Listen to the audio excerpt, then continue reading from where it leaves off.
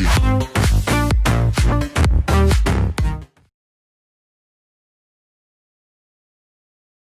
Welcome to FroN'Girls. No. Oh, wait, we're calling it that?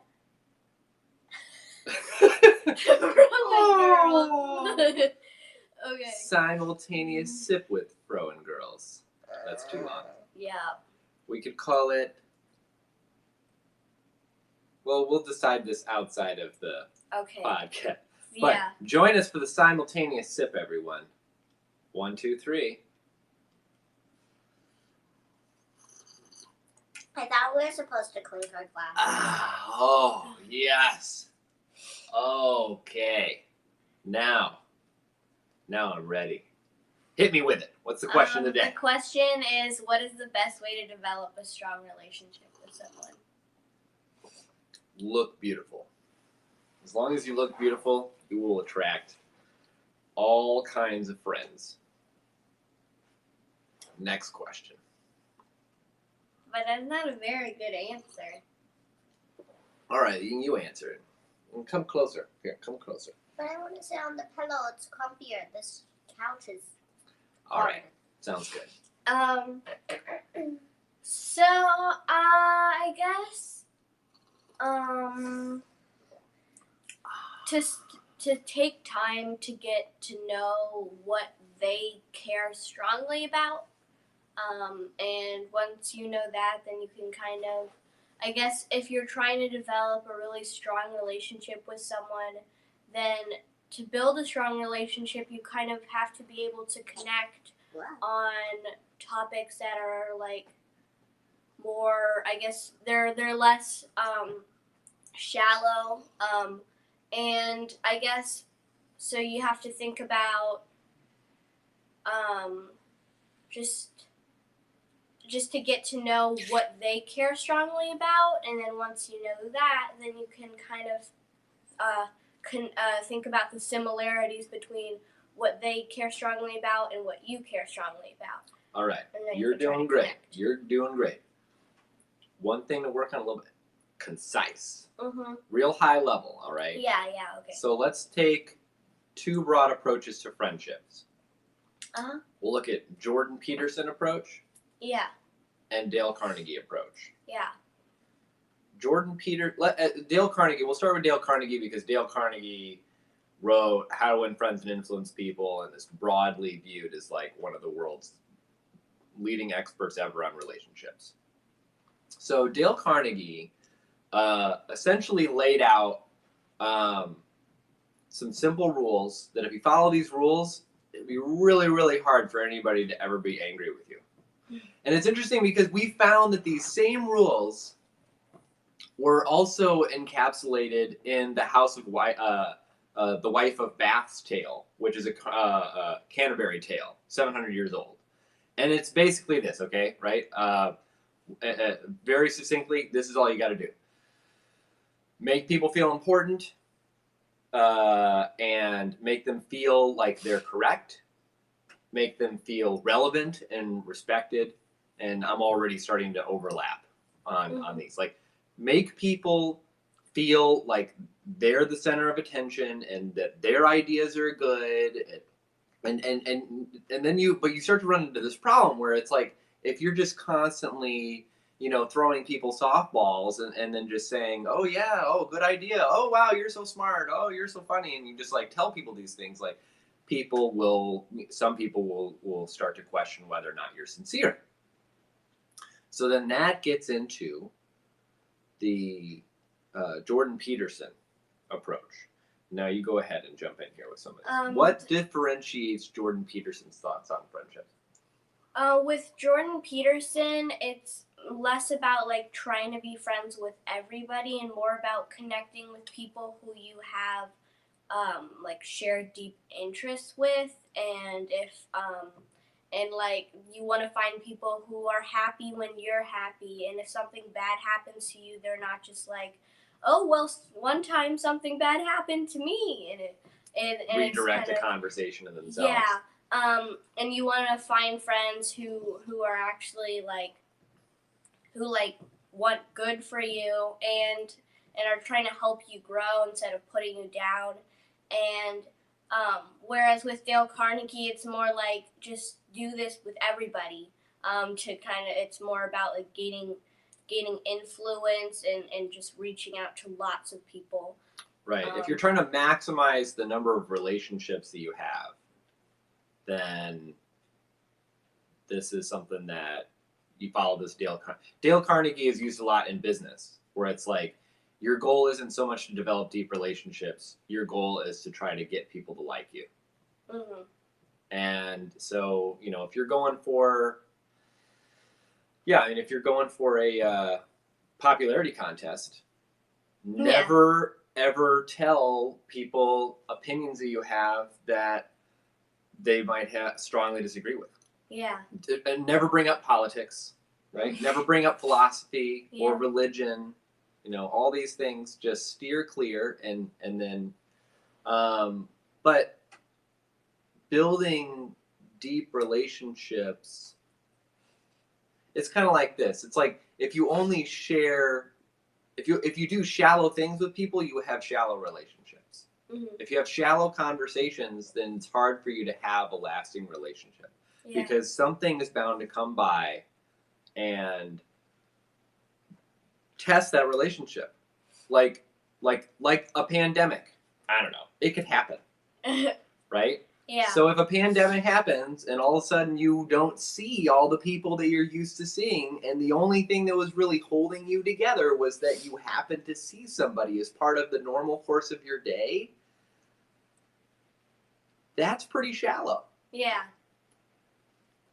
Have you noticed that with like people that you? Yeah. I definitely haven't been talking to some people.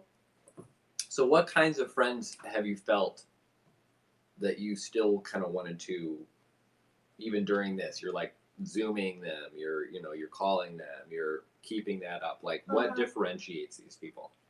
What differentiates it is that like I'm really excited to see them. Whereas with some people, it's kind of like, oh, I should probably talk to them and see how they're doing. But with some people, it's like, oh, yay, I have a call with them this afternoon. And it's like this big event. And I guess it's because I just really enjoy hanging out with them. I think they're really great people, really interesting people. And I guess we just have a deeper connection than with some people, I guess. So what's driving that though? What drives the deeper? Here, I let you chime in here. What do you think? I think what drives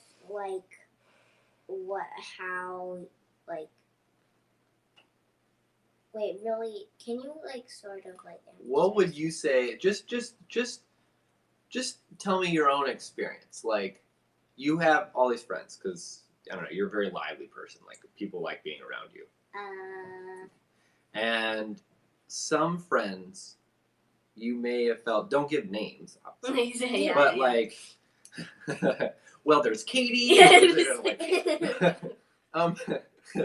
So just say like, what differentiates the folks during this pandemic when you're like, oh, I really want to talk to so and so.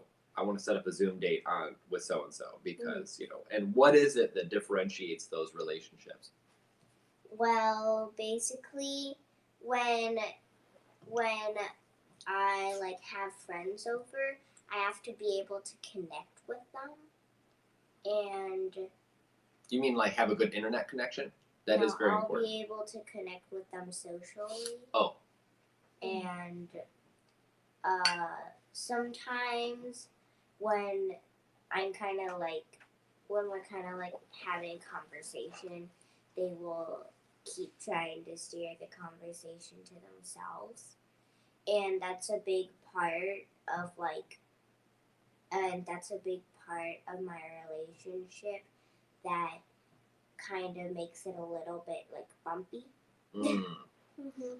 I think one thing for me is that the friends that I like, is that I'm really excited to talk to, they're genuinely interested in how I'm doing, so they'll like they'll ask me questions whereas like some of the time I'm just asking them like, oh, how are you doing? Oh, like and it's kind of they'll just keep talking, and they're not really, and it's not like you kind of have to make more of a conscious choice to ask someone a question when questions keep coming your way, because like we do like talking about ourselves, and I guess it's harder to kind of but to just say, oh, maybe I should ask them a question, or oh, I'm really curious about what Sume's doing.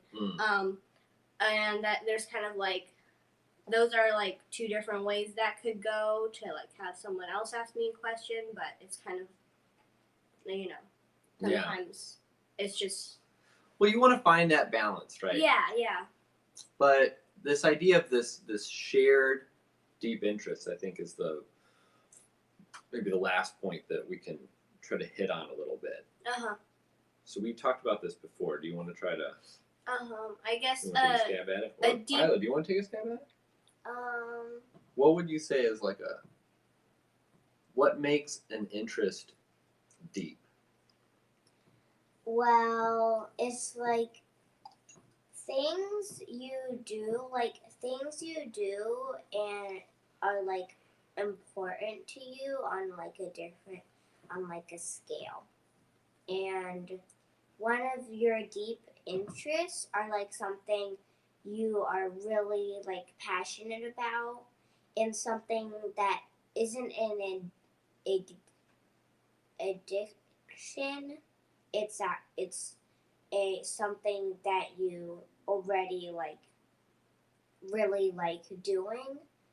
And when you find people that like doing that same thing really deeply, then it kind of forms a deep interest between both of you, and then you're able to connect and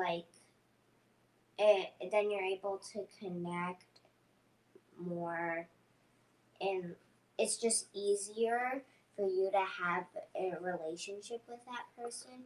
Can you give me an example?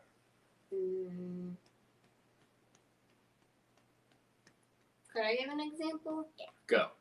People who are like really interested in health, and like trying to work out and like eat healthy food and stuff, and also just adding on to Isla's Isla comment about what a deep interest is. It's also something that is like something that like you can control, whereas with like some things it's not really something that you can control as much, and that's not really deep interest, because you can't actually control it. So so somebody could be like really, really, really interested in watching football, but they don't actually play on the team. Yeah, but they don't actually play on the team. Okay. So being really into the Chiefs, like I know a guy who's really into the Chiefs, and every time I talk to him about football, he says Chiefs, and it's like, all right. So that's not necessarily, but you can't build a deep shared interest around the Chiefs. Yeah. I won't do that. Okay. I'm done. Yeah. Okay. All right. But what is one though? A deep interest is like another one. Maybe. Like, do we have one? Yeah. Like the three of us? What are some deep shared interests that we have? Writing. Write. Does writing count? Yeah. I think writing counts. Does it fit the description? So it's something that we can control, makes us better people. Yeah, makes us better people. Okay. Yeah. Sounds good. Writing. All right. What else? We have coffee.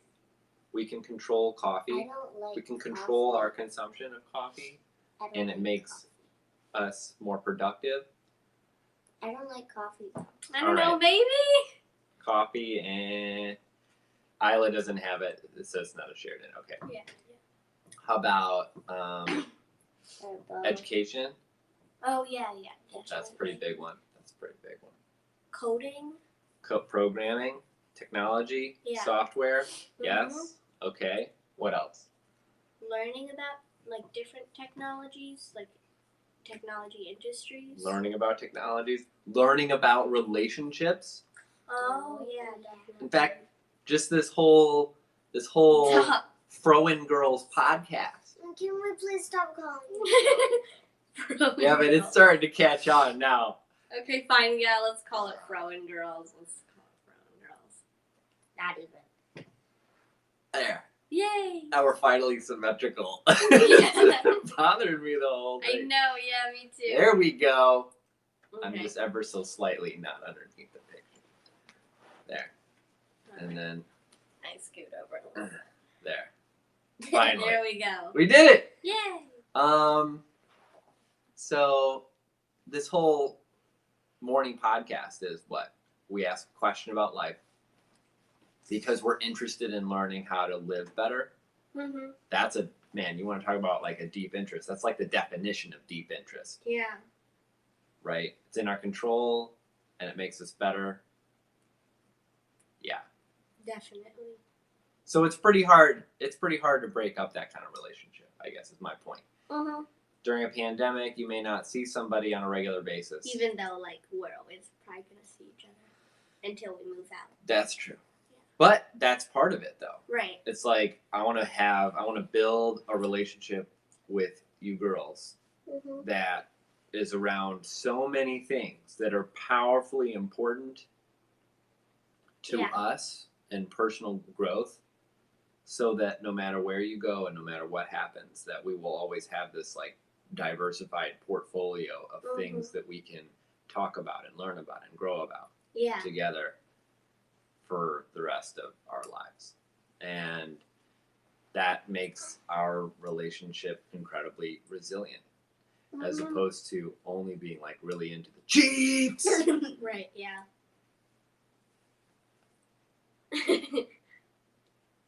Yeah. So, is that enough for this episode of FroN'Girls? Okay, should I Yeah? end it? All right. Okay. No, this is a podcast.